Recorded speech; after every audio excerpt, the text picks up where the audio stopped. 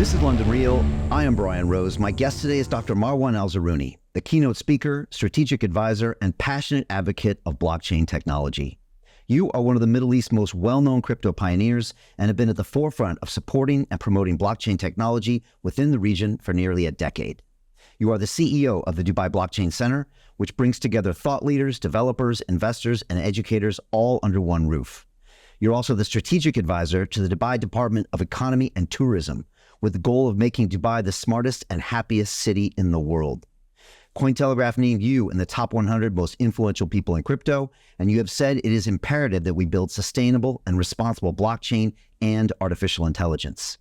Your aim is to make the UAE the global leader in technology innovation and Dubai among the top 3 economic cities globally by 2033.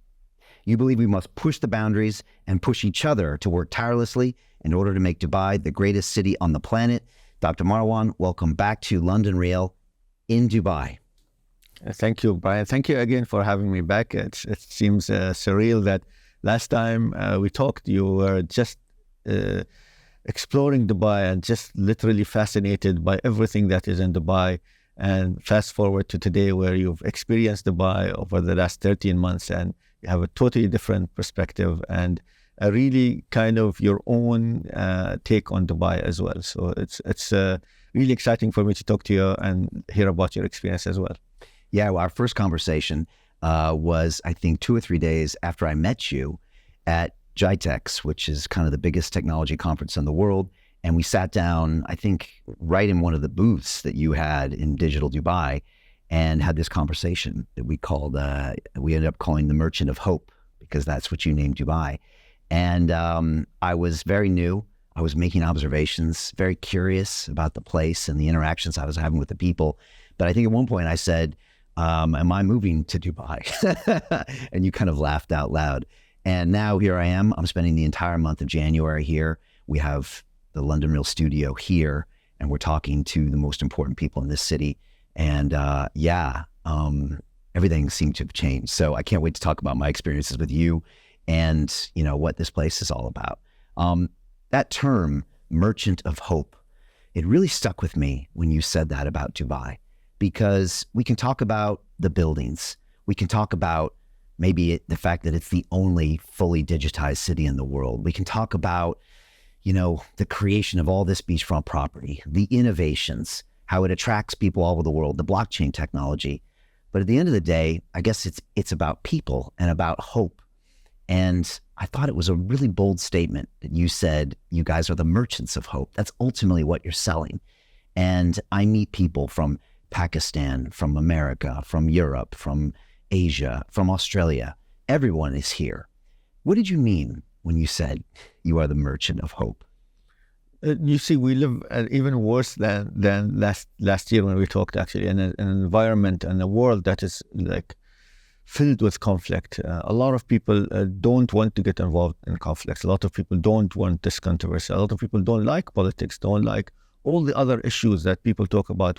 Even when they're prosperous as a nation or as a state, we don't focus on any of that negativity. We focus on the positivity. We focus on what people look forward to.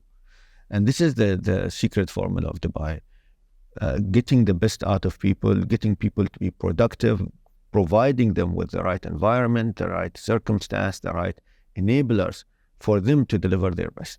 Not only for them to wake up every day looking forward to tomorrow, but also ignoring all the differences they have with everybody else, whether it is a colleague at work or whether it is some issue with politics or religion or any other difference.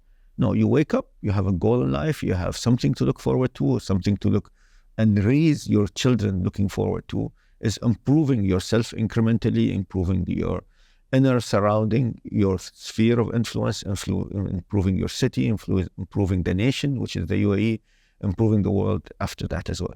And you see, every single incremental success you get is fuel for you to do even better.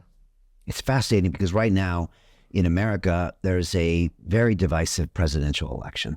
You know, in London where I live, there's a very divisive two-party system between, you know, Labor and Conservative.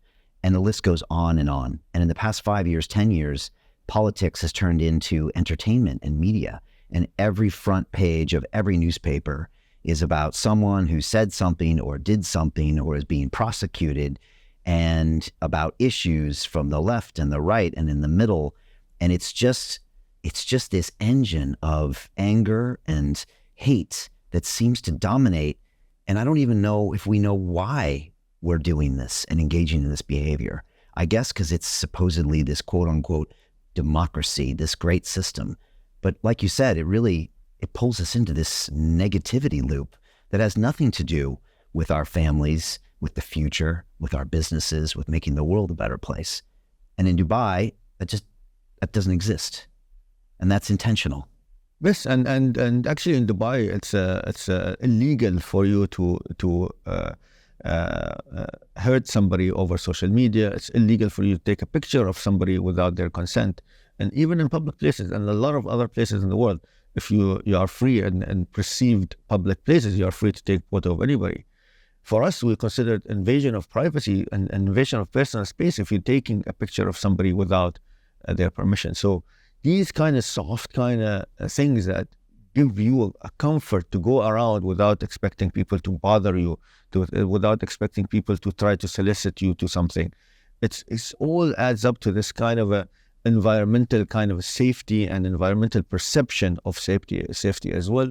When you're walking down the streets, when you're shopping in a mall, nobody's like paparazziing you here. You don't see that. Even the celebrities are much more comfortable in taking pictures because people ask for permission always. It's not because they are courteous or polite, because this is the system of Dubai. This is how we grew up. This is how we are accustomed to actually respect the boundaries of people, respect that they are people after all, even celebrities, even famous people, and everybody comes and approaches you with dignity, approaches you with respect, approaches you even if they disagree with you. And I've seen your interview where Mario Nofel, when he was saying that he cannot go to certain places in the world because he doesn't feel safe, but in Dubai he can walk around safely, he doesn't get harassed, and it looks just like a given. But there's a lot of work, a lot of laws, a lot of culture that comes with it. And it's not only culture at work, but culture in Dubai in general. Tourists feel more comfortable in bringing their kids to the beach because there is no public showcase of intimacy on public beaches. So you can bring your kids anywhere. You can bring your kids. There are also adult-only places where kids are not allowed. So there's a place for everything, and there's a place and time for everything, and there's expectations that are aligned. What you expect as a tourist, what you expect as a tourist with family members, what you expect as a person shopping in a mall. There is no public display of fighting either. There's no fighting. There's no cursing. There's no, even when you're driving, you cannot curse at people and driving. So all these kind of things create this kind of environment where everybody's focused, laser focused even on work, on family, on getting those things aligned and the priorities right. They're not focused that, today somebody cut me off, or today somebody harassed me on social media or bullied me in school or did any of this stuff, because it's not an issue. And I've noticed that because I've been here for weeks and I'm walking around thinking, what would my walk be like if I was in London? In London, I might have to worry about a group of, drunken Brits after a football game, yelling, being aggressive, catcalling women. I might have to worry about the homeless people and falling over them or them asking for money. I might have to worry about, all these things that now I don't even worry about. And after a while, it really does change your entire mental state. And here it's just not an option. It's not allowed. You almost know it's not allowed even without reading the rules on the side of a building. It's like you start to realize that's just not okay. And here's the thing that's interesting, Dr. Marwan, is that people in the West say, well, we're free. We have our freedom. Okay, well, what is your freedom? Does your freedom mean that there are no rules? Does your freedom mean that you can, like you said, the paparazzi get in your face, you can verbally assault people? Or with a set of rules, does that actually make you more free? And that's what this place feels like. And the West can say, oh, we have a democracy, we have a free press. First of all, you don't. And second of all, it's an illusion of freedom to a certain extent. And when you really start to drill down into it, again, look at the results. Again, what is the user experience? 100%. It's clearly not working because you know, I, I feel safe in a lot of cities, but that's because I can protect myself. But a lot of people don't, and they can feel, you know, dominated. They can feel uncomfortable, and it just doesn't happen here. And I know it's not easy. And now there's an expression, you know, speak softly, but carry a big stick. So the user experience is a soft experience, but at the end of the day, you have a big stick, and you will take somebody to the airport and they will never come back if they start violating rules. Or do I have that wrong? But it does feel like there's consequences here. And I guess there has to be. Yeah, like I mentioned, the social media, for example, there's no social media harassment. You can sue anybody that talks bad about you on social media, tries to defame you, if you curse anybody, even in a private chat, even in a WhatsApp group, even in any kind of perceived private space. Harassment is harassment. You harass somebody, I have the right to report you. Okay, got it. And so, but the user experience is one of empathy. So the rules are strong, but the experience is soft. Yes, and you don't leave room for people to literally be abusive on any kind of basis. You know, abuse is not, there's no excuse for abuse. Right, and it stops immediately at the smallest point, so it doesn't get more. Yeah, and like you said, the big stick is in the law, that you understand that, okay, this is not allowed. It's not somewhere, an environment that is tolerant to this. There's zero tolerance for violence. There's zero tolerance for racism. There's zero tolerance for sexism, for any kind of, you know, harassment based on ethnicity, orientation, or anything else. You do whatever you want to do. You have your personal freedoms. Nobody's allowed to harass you in any way. And if they do, you have the right to sue them. Right. Let's talk about something else, because I came here for the Future Blockchain Summit in October. The event was timed to happen literally days after what happened in Gaza and with Israel. And you told me that there was, I think, an Israeli citizen that was uncomfortable about coming here and being in Dubai, or even sharing a stage with someone from Palestine. And I think a couple of people actually canceled their trips. And I know you told me, and maybe you told them, that there's no need for them to do that because this is Dubai. And you pride yourself in the fact that in that situation, an Israeli and a Palestine could be on the same stage and there will be no issue. There will be 100% safety. Can you talk about that? Because you seemed very passionate when you told me that. And again, as you said before, this is a tough neighborhood. I mean, just look around us. There's conflict. There's lots of nations. There's things happening. And yet in this pocket, this oasis of Dubai, because of your rules, it doesn't happen here. Can you explain? Yeah, and the example was one of the exhibitions here. We had a person who was coming from Israel to Dubai for the launch of their company here in Dubai. And first he was hesitant, but they ended up actually coming here and doing the speech that they had to do. Out of respect, of course, they canceled any party or any other thing because of the situation. It was very early days of that situation in Israel and Palestine. So, but the same guy actually employs Arab Muslim people within his company as well. It's a multinational company as well. And the guy who went on stage with me on stage actually was a Muslim guy actually representing that company. So it is Dubai is a land of tolerance. It is a land of living, coexisting, and putting our differences aside and focusing on delivering results, focusing on, like I mentioned, hope. And it's a true story, and you can check, you can back check the story. And I don't want to name the company, of course, or the people, but it is the true story that happened in Dubai in an exhibition. And I was on stage with the guy that actually represented the company. And I was flying from London, and a couple of people asked me, is everything going to be okay in Dubai? And I didn't really think about it. But when I was here, there was no issue whatsoever. There was no feelings. There was no anything going on. That everybody was in a bubble of safety here. Contrast that if we had had this conference at Harvard or at MIT, where I went to school, or University of Pennsylvania, or other American cities. You could argue that there they would have experienced problems, hate, discrimination. Like that could have easily happened in any of those other cities. And yet it didn't happen here. Yeah, again, it is because we in Dubai are very tolerant.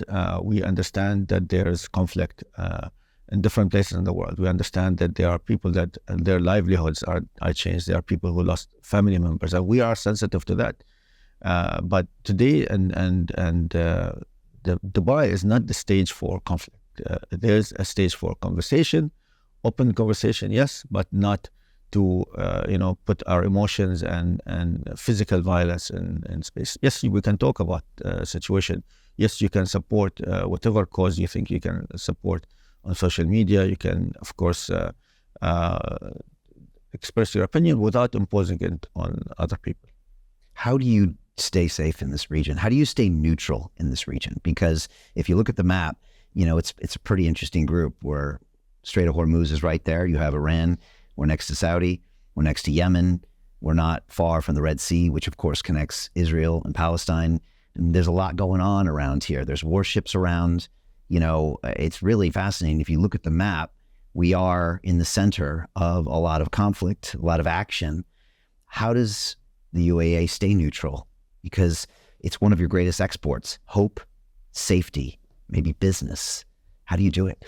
Focus on the positives. It's very easy. We live in a tough neighborhood, and if you live in a tough neighborhood, you follow your path. You have your KPIs, you have your performance criteria, you have the goals to look forward. Again, hope is the greatest power in the world. Looking forward to tomorrow, not worrying about the external factors. A lot of the people who look at conflict as their main driver. You imagine waking up every day and have nothing on your mind but conflict, and nothing on your mind but sadness or hate towards a person because of his politics, polarization based on religion, on any other factor. Imagine waking up not having any negative energy. The opposite of that is having the positive energy, and every day waking up and understanding that, okay, today I have a mission, and this is what I'm looking for. It's very structured. It's very looking forward. All the other stuff could happen in the world, of course, but your focus is still on your family, your health. You reorient yourself and focusing on things that you have an effect on. You might not have an effect in a conflict, even 10,000 kilometers away, or 20,000, or 100 kilometers, or another, universe. What you have an effect on is your immediate family, your work, your environment. You're educating people around you, educating yourself about the conflict or any other thing. You can, and I'm not saying you can't, but there are things that are tangible that you can focus on to make a difference in your own circle, rather than trying to, talk about it. Talking to people about it and really trying to flip their opinion shouldn't be your agenda, because the success rate of that and the influence of that could be there, but they are much more likely to have a better effect and have a much more positivity when you focus on yourself and you focus on your family and focus on moving forward in life incrementally, rather than trying to persuade somebody to your opinion. I always say that Dubai is very London real, and I've had about 1,000 conversations over the last 12 years, and I speak to people and they talk about being kind of in a low energy vibration, like where you're in the state of hate and you're projecting all of your problems on other people, on other things. It's a victim mentality. It's their fault. Or you can kind of take a higher state of vibration where you kind of take extreme ownership of everything. You focus on yourself. And if you improve yourself, the rest of the world will see what you do and they'll want to follow. How can you contribute towards humanity? How can you push yourself beyond your boundaries in order to get better? Find out what's out there. David Goggins, the U.S. Navy SEAL, says most of us quit at 40%, as in we have so much more that we can give. That feels like something, His Royal Highness would say here, or something you would say. And so this city is very interesting because it has so many parallels with some of the great parts of humanity that I've been able to uncover with this show. Problem with some of that negative energy is it can become very addictive. You wake up in hate. Hate gives you an emotion, and it's very easy to repeat that loop. It's someone else's fault why you're not innovating. Oh, well, I'm going to go get those people today. And you can fall into these really negative loops and never go anywhere, but that's not the solution. The solution is to build something great. And do you want your children in those same hate loops? Do you want those children in those same lack of ownership loops, victim loops? Or do you want them creating great people and great things. And it's a real question to ask people, because you seem like you embody that mentality here. I had a thought this week, and I'm curious what you think. For me, that Dubai, in a way, feels, in a good way, a bit like a cult, a bit like a group of people that say, you know what, we don't want to live in the world where your values seem to be this, this, this, and this. We want to think a different way, and we want to be around each other, and we want to set up our own kind of rules, and we want to go do things differently over here. And we feel comfortable here, and we want to be a part of this way of thinking, and kind of walk away from the other part of the world. What do you think about that analogy? I think you mentioned it. The leadership in Dubai is amazing, number one. Number two, they push us, actually. So they are the great motivator. You mentioned that it is a way of living, right? It's a mentality. And the mentality comes actually from our culture. It comes from our religion. It comes from a lot of other influences. It comes from experiences we've had in the past. It was not always, amazing in Dubai.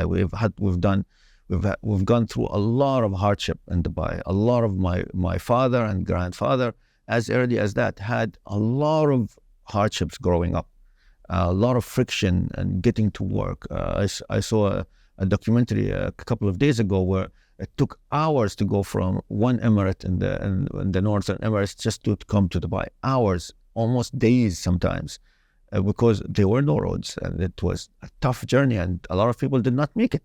And a lot of times, during these kind of travel between different emirates. And coming from that hardship and understanding that the prosperity we got very quickly and relatively speaking compared to other places, we appreciate that. Another thing that intrinsic to every single Emirati is unity. We know that together we can do more. We were 7 small emirates with very, very small resources. All of a sudden, we got good wealth, good prosperity, good infrastructure, good leadership, and we're holding on to that. We're holding out to that hope again. We're holding on to every single success that we have. We want to genuinely not go ever back to not being together, not ever go back to being, separated from each other. No matter how much competition we have, that does not ruin our fabric. Our fabric is always and always will be working together towards achievable goals in a systematic way. You said that it's so extreme. Some people might compare to a cult. It is not a cult. It is unity. Unity is what brings us together. It's called the United Arab Emirates. We are Arabs and we are Emirates, but we are first and foremost united. It's not only Emiratis that feel this way. Every Arab person, every Muslim person that lives in the UAE feel at home. Some people used to call it second home. A lot of people call it first home now. They love it more than their own country. Not because of the physical location, but because of the mentality and the mental state that they feel when they are here in the UAE. What about the foreigners? Do they feel the same way? 100%. Because they agree to the idea of the UAE. It doesn't matter what religion you are. It doesn't matter where you come from. When you live in the UAE, you very quickly consider yourself an ambassador of the UAE, right? You just received your golden visa. Wasn't that a proud moment? I was so proud. I was going to tweet out my ID, but I realized I had my information on it, and so I didn't. But it was a huge day. I was yelling and screaming. It's a big deal. I feel honored to be part of this incredible idea and this ethos and this thing that is Dubai and the Emirates. It's a huge deal. And every single foreigner that's here, I think you have secretly given them a contract with the Minister of Tourism, because all they do is talk about how great Dubai is. And all they do is tell everybody else that this is the greatest place on earth. And I liken it to Tesla. Elon Musk doesn't do advertising for Tesla. He just builds the greatest car in the world. And when you have the greatest product in the world, which is the experience of living in Dubai or having, the ability to stay here at a long period of time, then that customer experience is so strong that then you just talk about it to everybody else. 100%. And we just won, not surprisingly, but I'm very, very, very humbled and very honored actually for us in Dubai to win for the 3rd year in a row the TripAdvisor best destination in the world, tourist destination in the world, as voted by people, and that's exactly what you just said, because people are our best ambassadors. Tourists who come here review us genuinely in a positive way because that's how they experienced Dubai, and they loved it. And beats London, by the way. Yeah, I just saw that. 3 years in a row, you've got that. Yes. And now it's the third most visited destination, third or fourth in the world? Something like a fourth, I think it is. I'm not sure about the numbers, but I'm sure 100% about the TripAdvisor, 100%. We won 3 years in a row, which is unprecedented anywhere in the world. And again, you're all about the customer experience, which is the experience of the visitor or the citizen. And you run this place like a business, because that's how businesses run things. They always ask the customer, how did you do? Because they realize that without the customer experience, they will no longer exist at some point. But I've never been in a place that literally treats the person like a customer. I was telling someone when I was getting my ID, the person in the government, when they needed me to come back to get the picture, they gave me their WhatsApp, their personal WhatsApp. I told a guy there, I was at the Dubai Blockchain Center event you had a couple of days ago, and I told a lawyer, he came from Switzerland, and he said, what? And I said, yeah, because they wanted to make sure I had this really quick, low touch point experience. And that was all about. When you're anywhere in Dubai, after something happens, they want to know, how did we do?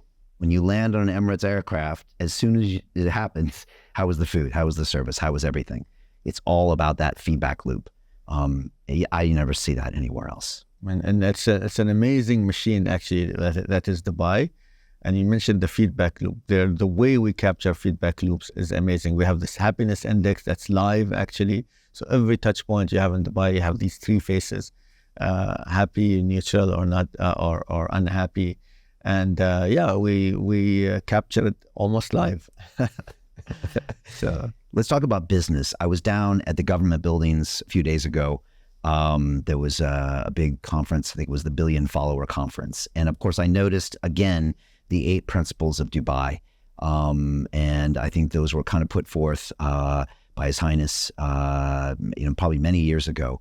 And they're all fascinating. They talk about the union. They talk about no one is above the law. They talk about the 3 factors that drive growth, the unique personality, the economic diversification, the land for talent, and how they care about future generations. But the one that I focused on was that we are a business capital. And I thought this was interesting because I don't know of any nation that literally has this in almost their founding principles. And it says the government of Dubai aims to improve the lives of its people through strengthening its economy. Again, no apologies there. In Europe, they apologize, I think, sometimes for their capitalist intentions. And it says Dubai does not invest or involve itself in politics and does not rely on politics to ensure its competitiveness. This is strong. It says we extend a hand of friendship to those who hold good intentions toward Dubai and the UAE.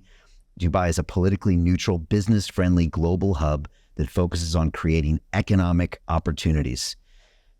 Speak on that, because those are strong words. 100%. And like I told you, external factors and politics and that kind of stuff, for us, we don't get involved in that. We focus on building relationships. We build interpersonal relationships, business relationships, private-public partnerships. A lot of the time, many models of success and businesses do not come in this like client versus server or commercial entity versus customer or B2B and B2C. The lines are vague sometimes, and sometimes the incentives are vague. So you need to really focus on how to bring value to everyone involved, to the customer, to the partner, to the private sector, to the education sector. And that's why even the ethos of the Dubai Blockchain Center is built in the same way. We do not focus on actual, money making or anything like that. We focus on bringing value to everyone. We focus on building the ecosystem. We focus on the use cases that will deliver value, whether it is to a government department, whether it is to a private sector, whether it is to educate people around the technology that's emerging. So the focus is on delivery. The focus is on the results. The focus on delivering value and value take from every single thing. When AI took off, we were one of the first people, if not the first people, to have AI initiatives coming up. We had the world's first AI minister way before ChatGPT and all these things take off. We have an AI ethics report that came out. We had metaverse white paper that came out on telling people how we perceive the value from the metaverse and how ethical projects in the metaverse can be and how we can work together in a blueprint that does not invade the privacy of people, that does create kind of silos and really empower us as a brand to showcase Dubai and Dubai values and different mediums, including and not limited to the metaverse and in gaming and other aesthetics. We have actually a yearly event with Al Amin service focusing on how do we keep Dubai ethically in the right space, how to create environmental safety for people as well. We focused 2 years ago on the metaverse. Last year we focused on gaming. We focused on AI as well. So every single year we try to see where the puck is when it comes to technology and where people are moving to, and trying to see where we align with that on the ethics front, on the governance front. Do we want to police it too much? Do you want to leave it a bit open? How do we stand? And we wait for the feedback loop from academics, decision makers, regulators. We give it to all the government departments to hear their feedback as well and where they stand on different aspects. And this conversation is extremely important. A lot of people talk about AI and say AI is going this way, is going to be harmful and all the stuff, and other people talk in the other way. It's the greatest invention. It's the next wave of evolution. Either is it one or other, we don't know.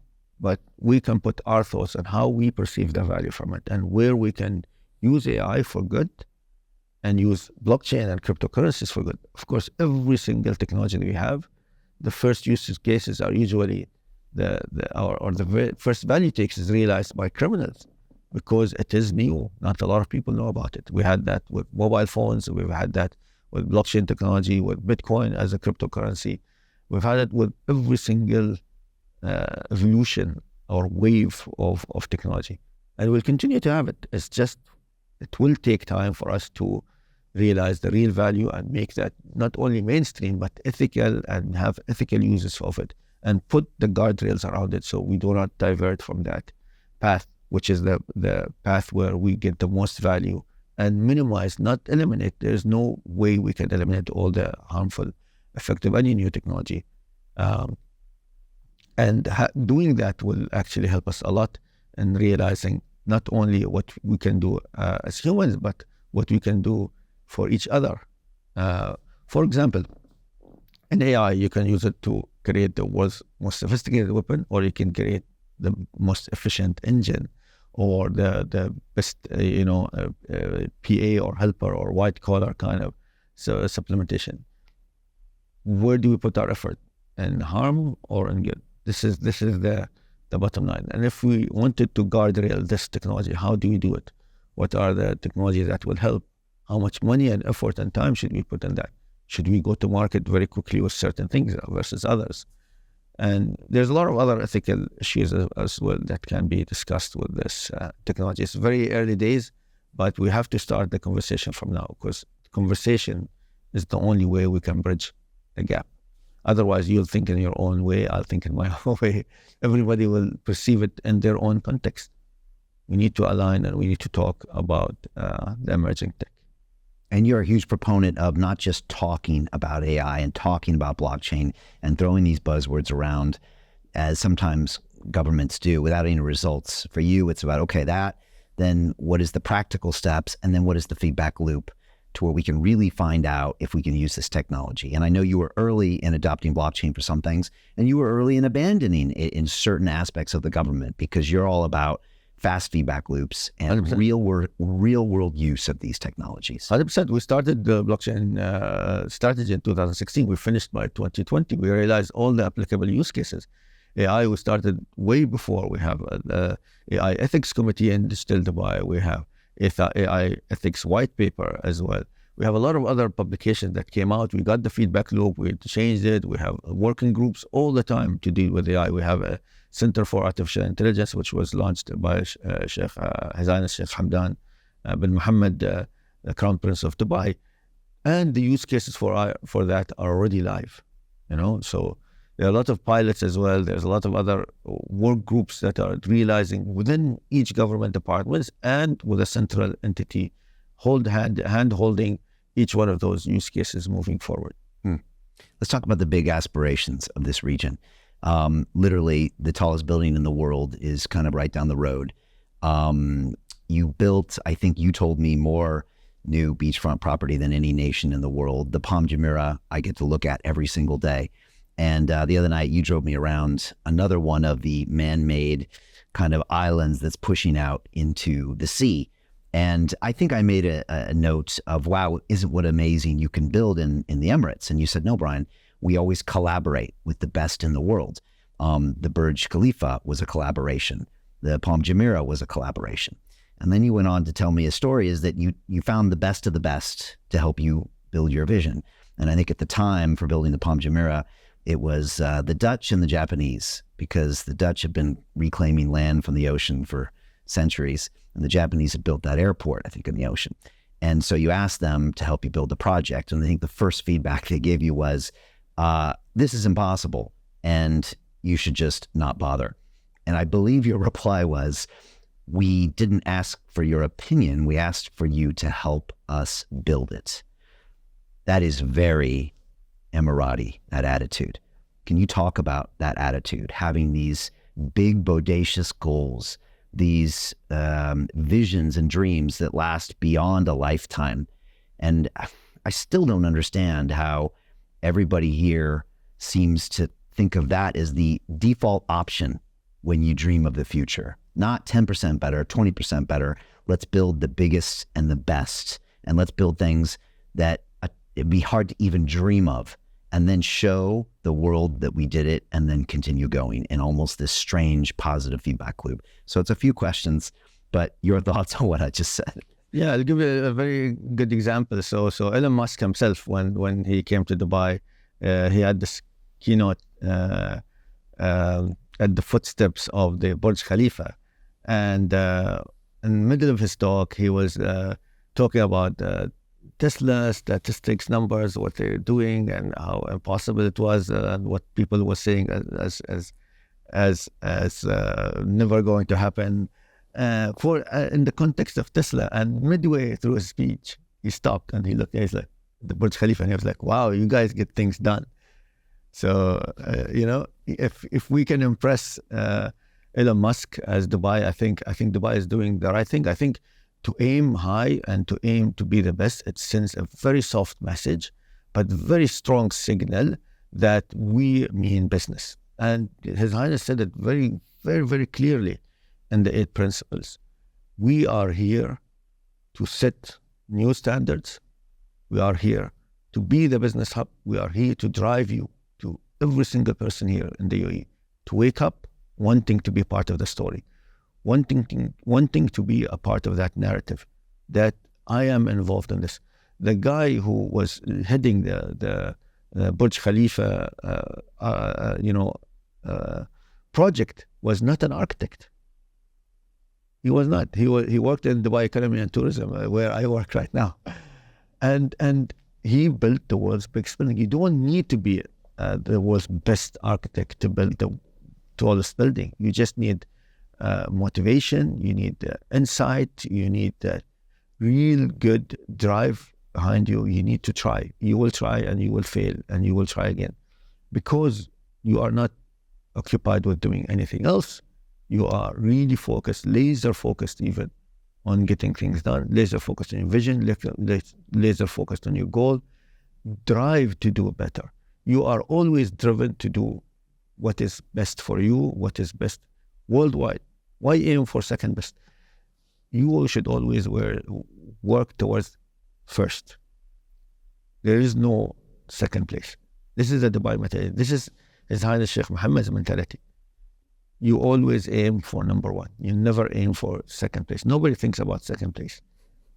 You also said, don't compete with other people. You should be competing with who you were yesterday. 100%. You set your own bar, right? world's tallest building, you should not compete who else built the tallest building. Your aim is to build. This is your goal. It's not a competition. There's a rumor you might have a building that might be bigger than your current tallest building in the works. Why not? Why not? Why not? You also said last time, and I think it was His Highness Sheikh Mohammed that once said, everybody here, when you wake up in the morning, you wake up and get ready to run. You know, I think you said whether you're the lion or you're the gazelle, everyone kind of is expected to wake up and run. What did you mean by that? Yes, and it's actually in His Highness's book, the President CEO. So the Sheikh CEO, I think it's called. It is the ethos of Dubai, right? You wake up, have goals in your mind. You sleep every night soundly because you are looking forward to tomorrow. You are not, depressed because of a certain issue. You're looking forward to tomorrow. You're not financially. Again, this is extremely important. A lot of people in Dubai are financially stable because they have a job, they have a roof over their head, they have content that nobody is actually trying to rob them at night, or how and I don't know your experience about this, and I wanted to ask you this about how well do you sleep here at night? Do you check if your door is locked? Do you have that thought even in your head? Do you check if your car, if you hear an alarm or somebody's trying to rob me or something? You don't have that. It's not even an issue. It's not something that's on your mind passively or actively or any other way, right? Yeah. You wake up, you go to sleep, not worrying about your personal security, not worried about not getting a bank, not worrying about your transaction being blocked, not worrying about not getting your next paycheck, not worrying about any other stuff, financially or safety or security-wise or any other kind of thing that would bother you in any other place in the world. That is usually an issue in other place in the world. Imagine living in a world, the whole world, not just Dubai. Now let's think globally, in a world that this is not an issue. Wouldn't that world be an amazing place to live in? That we can do much more as humans. I mean, and this is a deep question, is that the ultimate goal of what you're doing here? Do you think that this mentality, do you think you will show the world somehow that maybe this can be the standard? Do you think in 100 years from now, like this might be so infectious and you might execute it to such a high degree that it spreads around the world? 100%. And I think, and we are as Dubai, not only, and the UAE as well, we are leading by example, even when it comes to empowering other nations, empowering people to read. So we have reading competitions worldwide. We have coding, Arab coders competition that goes worldwide as well. Any Arab anywhere in the world can learn to program in Arabic, because that's one of the biggest pain points, is learning how to code. The language of the future is coding. We have a lot of other initiatives that are global initiatives for sustainability, for any other things that we think are priorities, not only for us in Dubai, but the priorities worldwide. There are priorities for the UAE to have this soft power elsewhere. We are true believers in soft power. We believe by doing things that we believe are right, leading by example, showcasing that we can do it, not only in the aesthetics of it, but also in numbers. Numbers are important, and they are super powerful indicator to everybody in the world that, okay, we can do things and we can show you by numbers that this can be done. We can show you the results by numbers. It's very clear. You can check the numbers transparently. You can check how we are doing by adopting a certain policy or using a certain methodology for getting business in, how many people actually renew their licenses. All this stuff is captured in numbers. So it's leading by example, and also giving that free to the world to see how we did it, and why not have a world where we are much more likely to work together. We actually, as D33, started a relationship with cities. We're actually starting, our goal is to have 400 different cities that in our economic model that we have never done business with before. So introducing new cities to our global, partners program. So that is a powerful thing. We want people to work with us. We don't do MOUs. We do memorandums of collaborations where we know what we want from them, what is their value that they bring to us, and what value we bring to them. So this mutual kind of benefit is extremely important. Is the D33 this 2033 goal and initiative of what you're doing for the next 10 years? Yes, Dubai Economic Agenda, and it includes a lot of initiatives, but it creates jobs for local people, create traders of local people as well. This is our DNA. DNA is trading. Our DNA in Dubai is traders. We are traders. Like, remember, the merchants of hope, we are merchants. Retail is an important sector for us. Property is an important, prop tech and technology within property is a huge idea that we are exporting all over the world. Health and well-being, mental well-being of a person in Dubai, like I mentioned, with soft power, just with these ideas that you sleep soundly at night. It's a powerful thing. You exercise. We have Dubai Run. We have so many runs.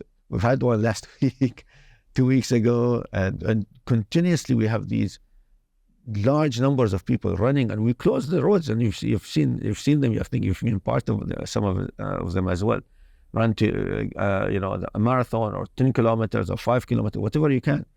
And we literally run and shut down Sheikh Zayed Road, which is the main highway in Dubai, so people can run in the tens of thousands. So, and together is powerful. Running, everybody's equal. Everybody's running together. Everybody's, enjoying Dubai and looking at the buildings, not from their car, but running in the main road. What does this place look like in 2033? What has happened? I know you can't share everything with me. I know it's kind of top secret, some of the plans, but like, where do you want to be in 10 years? Number one place to live in, number one place as a tourist destination. We're already there, so but hopefully continue to do that. But also we are open for ideas. There's no too taboo of an idea. We don't know how the world's going to turn out. We don't know how AI is going to change. It's definitely going to be a part of what we do. AI is overarching over everything. So incredible use of AI, I think, in everything that we do in Dubai, whether it is, augmenting work, augmenting the mental state of people. One of the projects I'm working with privately is anti-stress AI. So it looks at how you look like actually, and pulse and your dilation of your eye and a lot of other indicators, and tries to see what's your mental state. Are you stressed? Are you relaxed? Are you all the stuff? What's your pulse like? Color of your face, your skin pigmentation, all this other stuff, just to determine your mental state and try to help you to relax. So relaxing, working out on yourself, supplementing with longevity is a huge thing for us as D33. We want people to have not only better lives physically, but also mentally and fitness-wise. You're a fitness person as well. I follow you very closely as well.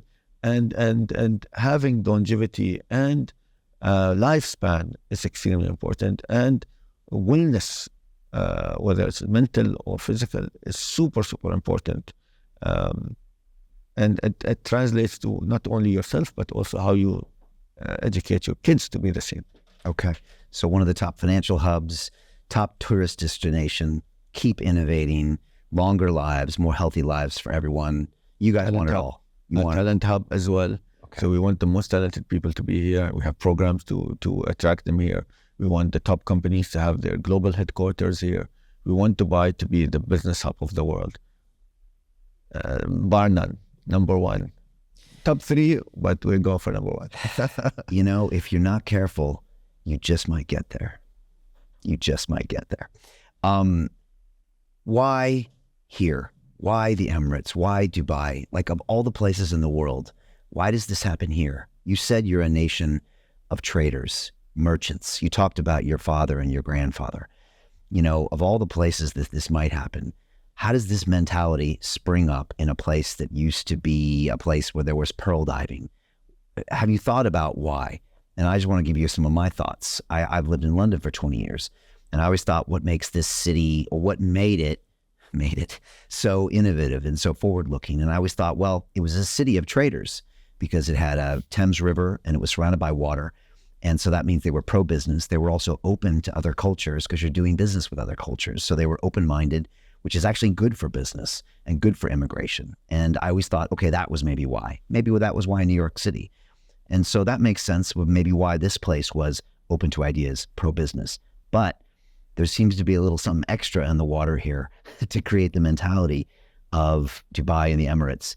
Have you ever thought about why? Is it, I mean, you talked about it, it's the culture, the religion, the area, but anything else, why? You know, and what was your grandpa like to be able to make this today? 100%. Look, I don't know what the secret sauce is, but being merchants and being really business oriented and having that melting pot of cultures coming in and having this inflow of people coming from all over the world to Dubai through the Gulf itself, the Arabian Gulf, we found that the best way to do business is to be genuine, number one, and number two, to have this mutual benefit and value take from each other.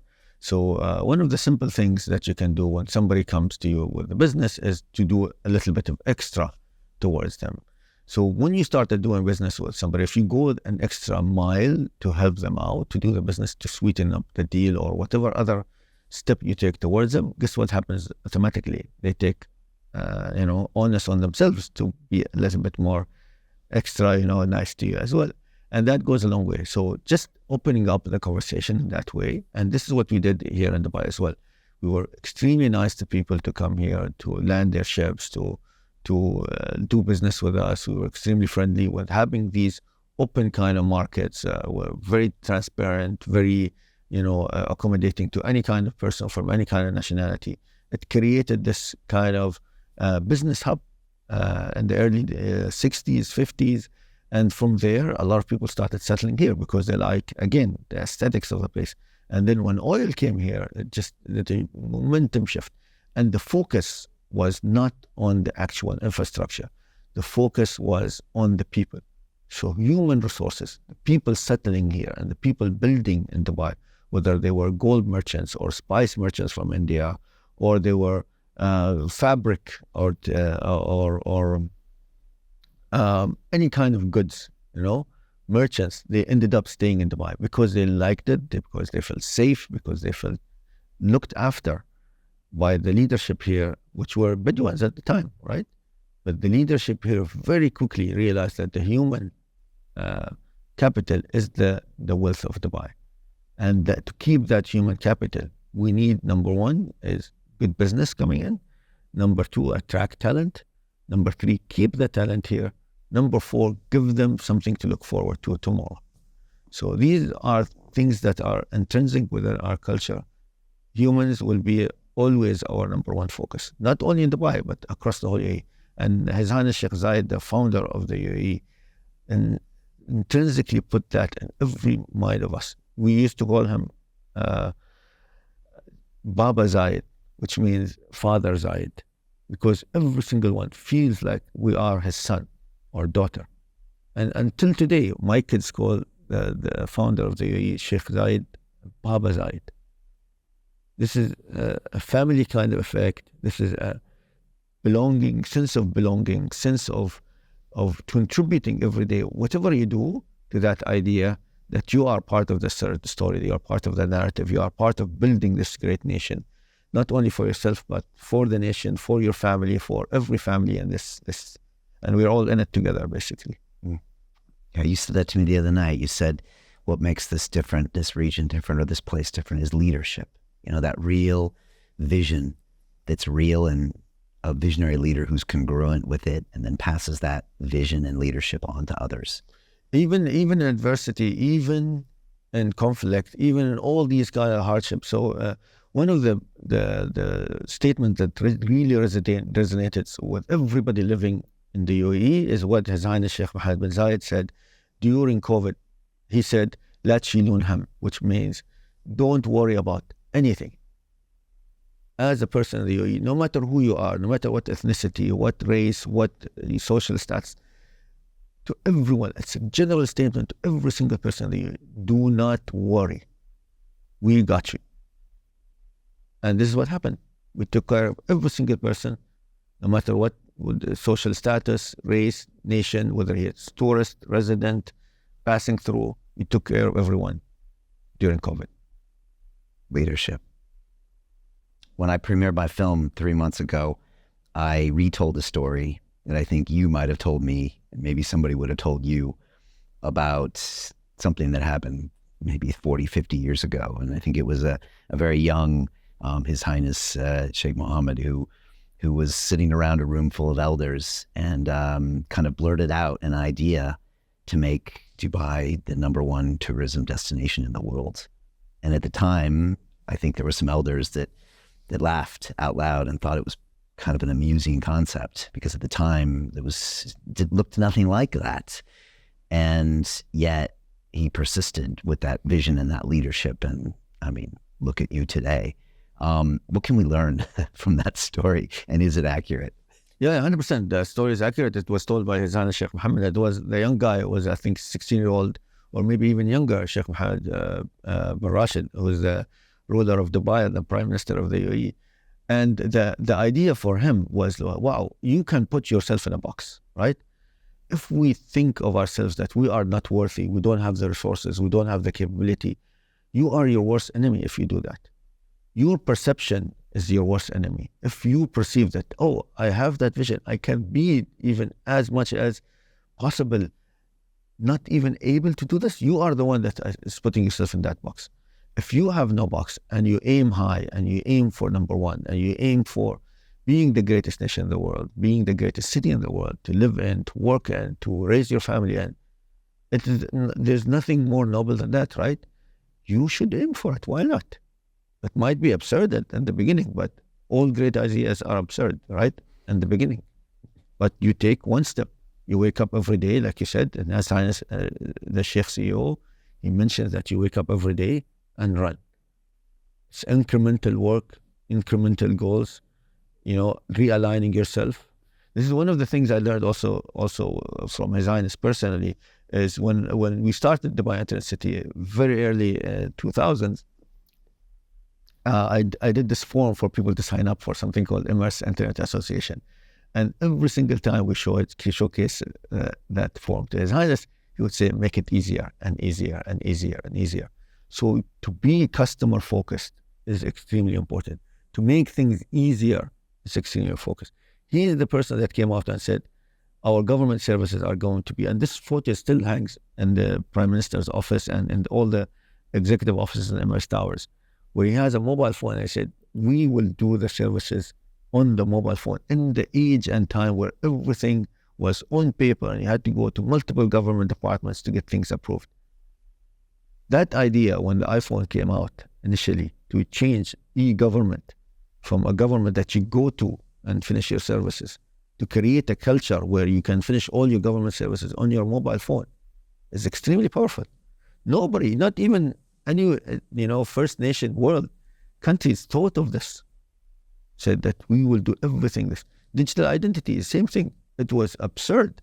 Everybody else in the world, we went on a road trip.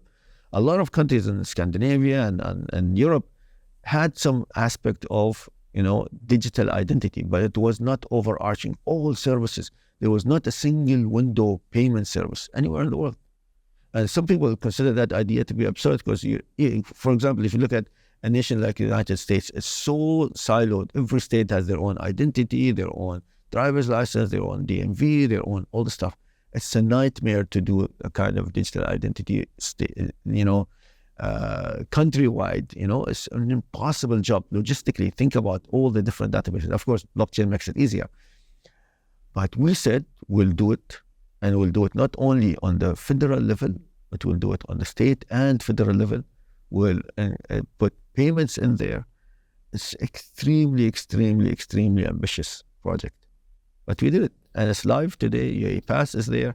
I got my son's birth certificate from my mobile phone. I didn't even have to do anything. My wife did everything.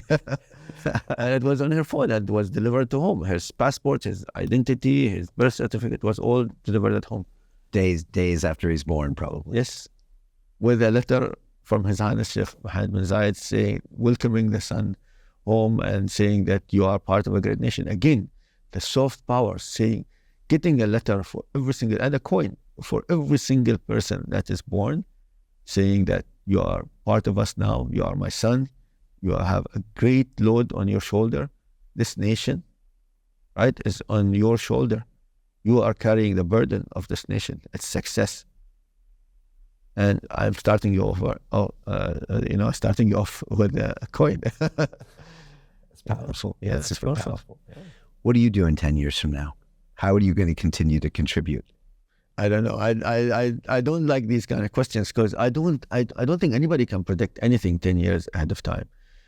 We put goals that, like you said, have to be super ambitious, but the actual plans have to be 1, 2, 3 years, and we have to revisit every single year.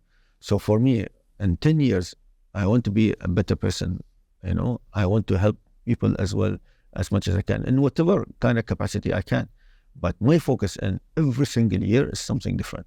The puck is always moving. The goalposts are always moving. To me, to always, no matter how much goals you have and what direction, you need to always reorient yourself every single year.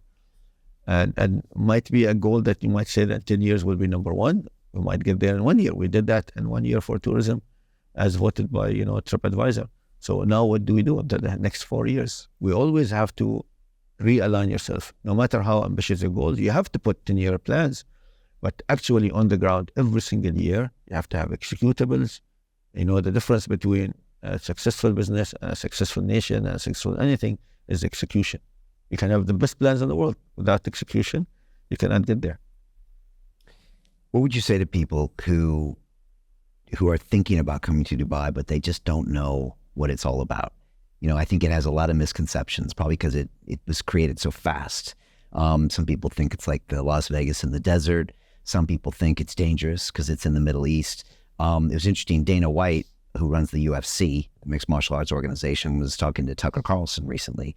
And he happened to mention that Abu Dhabi has owned 10% of that company for a long time. And Tucker said, oh, well, is it safe?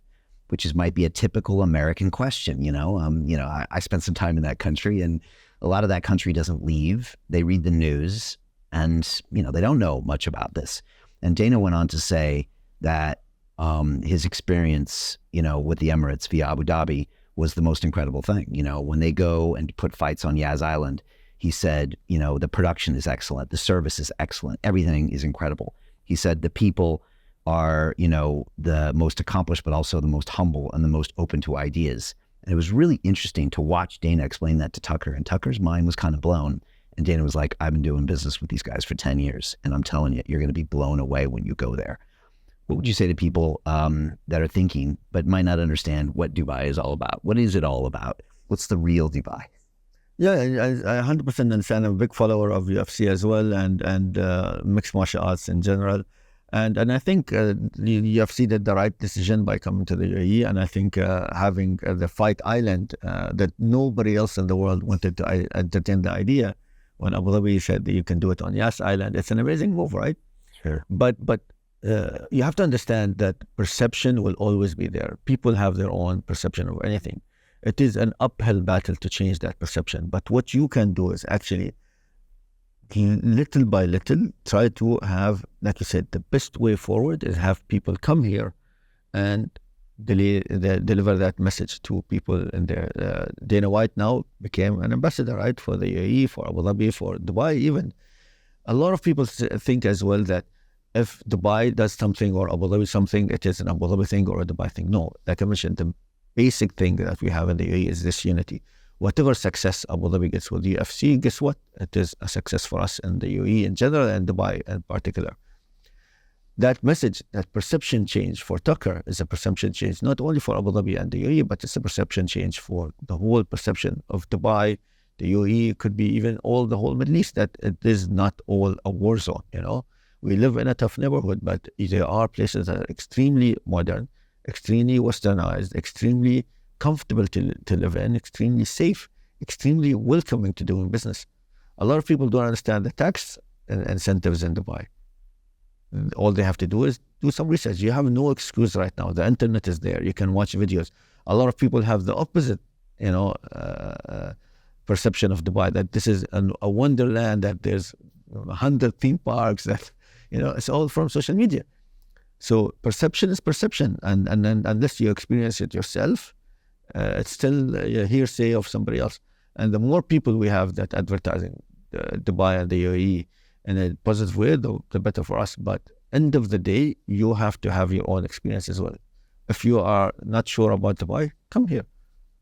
Look at the place, visit the place, take a vacation. You owe it to yourself to do that as well. So yeah, just come here, experience the UAE, experience Dubai, experience Abu Dhabi, experience Ras Al Khaimah, experience a lot of other Emirates that have a lot of tourist attraction. I have Westerners that come to Dubai, and the first thing they do is do a road trip. They go to Hatta, for example, and I tell them, like, how did you even know about Hatta? They say, oh, some friend of mine just went there for doing one of the attractions, or we have this thing called X Dubai, which is like like extreme sports. So yeah, a lot of extreme sport fanatics do a lot of stuff in the mountains here in Hatta, and yeah, so why not find an excuse, come here. Well, I'm starting to learn much more about Dubai and the Emirates. I've been to Sharjah already. I was out playing with the tigers out there a couple of days ago. I've been petting the dolphins out in the water park with my boys. I've been e-foiling around the lagoons of the Palm. I'm going to probably head out to the mountains and the desert soon.